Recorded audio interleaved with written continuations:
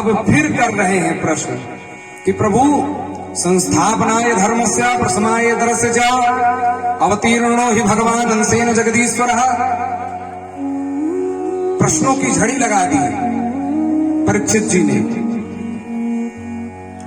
राजा परीक्षित ने प्रश्नों की झड़ी लगा दी कि प्रभु भगवान संस्थापनाय धर्मस्य, धर्म की स्थापना के लिए आते हैं।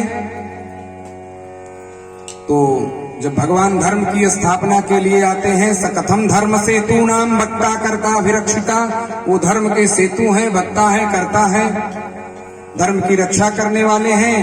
फिर ऐसे भगवान ने प्रतीयमाचरत ब्रह्मन परदाराभिमर्शन, ऐसे भगवान पराई स्त्री के साथ रास क्रीड़ा क्यों करते हैं?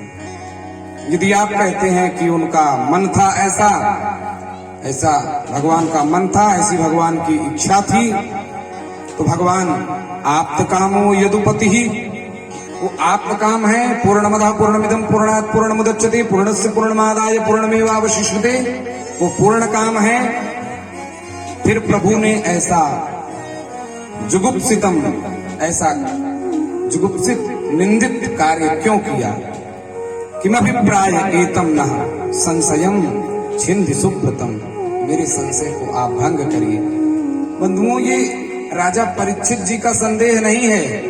परीक्षित जी जान रहे हैं कि कलयुग के प्राणी ऐसे ऐसे प्रश्न लेकर के प्रकट हो जाएंगे। भगवान ने रास क्यों रचाया? भगवान ने माखन क्यों चुराया? भगवान ने 16,108 स्त्रियों के साथ विवाह क्यों किया? ये सब कलयुग के प्राणियों का प्रश्न होगा।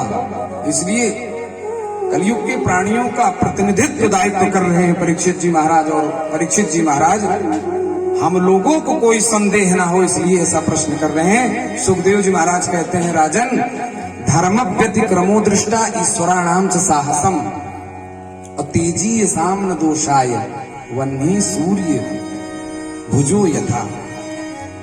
यदि समर्थवान धर्म से च्युत भी हो जाते हैं तो उन्हें कोई दोष नहीं लगता है। धर्म व्यतिक्रमो दृष्टा ईश्वराणाम च साहसम, जैसे तेजी यसाम न दोषाय, जैसे अग्नि को कोई दोष नहीं लगता। हवन करिए, मुर्दा जलाइए, प्लास्टिक जलाइए, अग्नि का काम है जलाना, और उसको जला करके भी अग्नि स्वच्छ रहती है, पवित्र रहती है। तेजी यसाम न दोषाय वह्नि सूर्य भुजो यथा। सूर्य का प्रकाश प्रकाशित हो रहा है, उस सूर्य के प्रकाश के प्रकाशित होने से कमल का पुष्प, अंबुज पुष्प पुष्पित हो जाता है, जहां पर खिल जाता है। तो कमल के पुष्प पर ही सूर्य का प्रकाश पड़ रहा है कि नापदान के कीड़े पर भी पड़ रहा है? परंतु नापदान में सूर्य का प्रकाश पड़ रहा है तो उस गंदगी से विष्ठा में भी पड़ रहा है, मलमूत्र में भी पड़ रहा है, परंतु उससे सूर्य को कोई दोष नहीं लगता है। ऐसा उदाहरण दिया सुखदेव जी ने। और इसी को गोस्वामी जी कहते हैं, समरथ को नहीं दोष गोसाई, रवि पावक सुर सर की नहीं। गंगा जी में कोई दोष लगता है? हजारों मुर्दे बह रहे हैं महाराज, परंतु उसी गंगा जी का केशवाय नमः, माधवाय नमः, नारायणाय नमः कर करके आचमन करते हैं और भर के ले आते हैं, घर में भी रखते हैं, पूजा पाठ में उपयोग। इसलिए इनको कोई दोष नहीं लगता समर्थवान को। प्रभु समर्थ कौशलपुर राजा, जो कछु करहु तुमहि सब छाजा। भानु कृषान सर्वरस खाही, तिनकहु मंद कहत को नाही। भानु कृषान सर्वरस खाही, भानु कृषान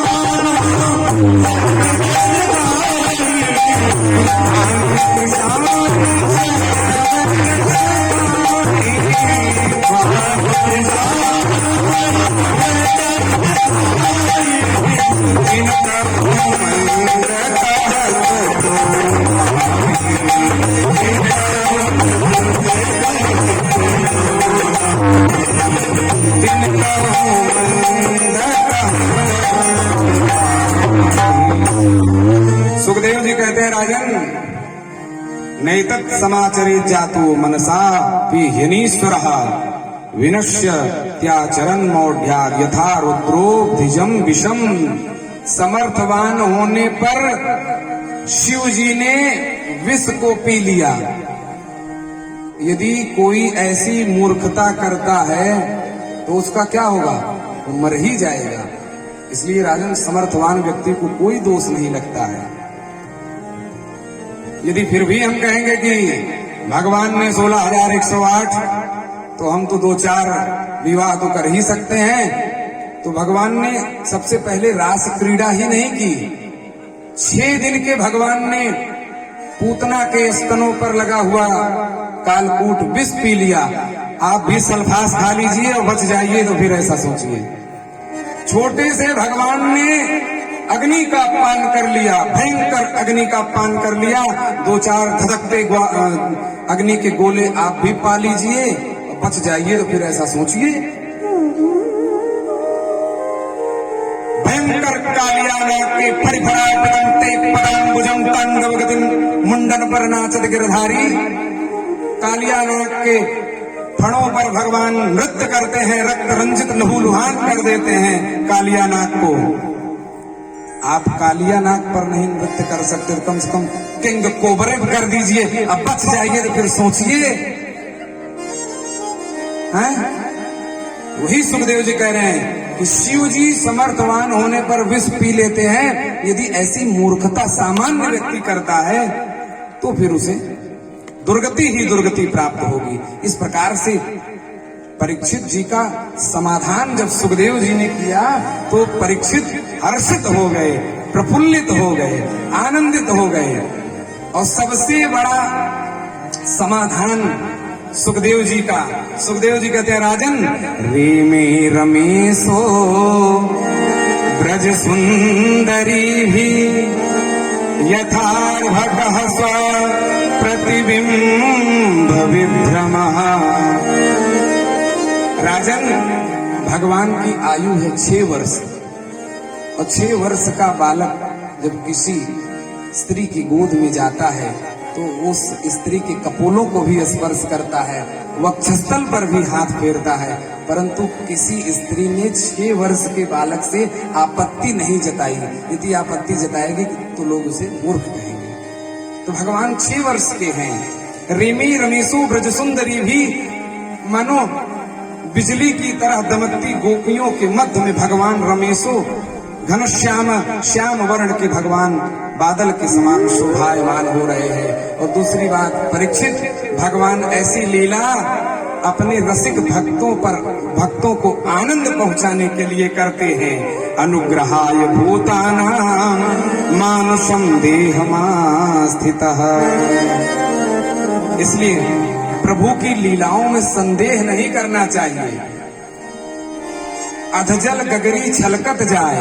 जब एक एक पन्ना भागवत का, रामचरितमानस का अच्छे से पलटेंगे, एक एक श्लोक पर दृष्टि डालेंगे, एक एक चौपाई में आनंद के हिलोरे लेंगे, तो भगवान की लीलाओं में संदेह नहीं, समाधान उत्पन्न होगा। बंधुओं, गोस्वामी जी कहते हैं ना, चिदानंदमय देह तुम्हारी विगत विकार जान अधिकारी। तीसरी बात, भगवान का विग्रह चिदानंदमय है, विकारों से रहित है। यहीं पर महाराज को प्रणाम। बोल रासेश्वर सरकार की। सुखदेव जी महाराज कहते हैं, राजन, एक बार मां अंबिका की पूजन के लिए ग्वाल बाल नंद बाबा, भगवान कृष्ण सब अंबिका बन गए और